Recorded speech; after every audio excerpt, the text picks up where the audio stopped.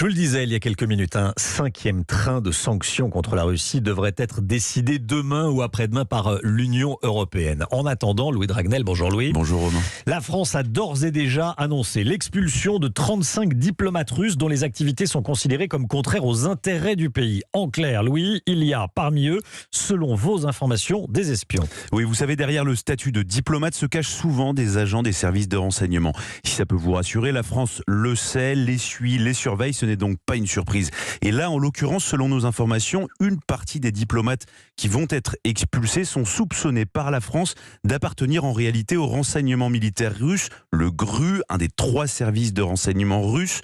Le GRU est notamment connu pour son implication dans l'empoisonnement de l'ancien agent double Sergueï Skripal en Angleterre en 2018. Alors, comment opèrent-ils concrètement sur le territoire français et comment la France les surveille-t-elle ? Alors tout d'abord, l'essentiel de leurs missions sont secrètes, parfois clandestines. 2 choses les intéressent. Le renseignement sur tout ce qui concerne nos secteurs stratégiques, politiques, militaires, la santé, les nouvelles technologies. Et puis, les espions russes surveillent l'activité des ressortissants russes présents sur notre territoire, essentiellement en région parisienne, sur la côte basque et dans la région niçoise. Et donc, la France mobilise son service de contre-espionnage, la DGSI, qui surveille les agents russes. Donc, c'est un peu le jeu du chat et de la souris. Mais pas question pour les limiers français de laisser ces agents essayer de voler des secrets industriels ou militaires en fermant les yeux.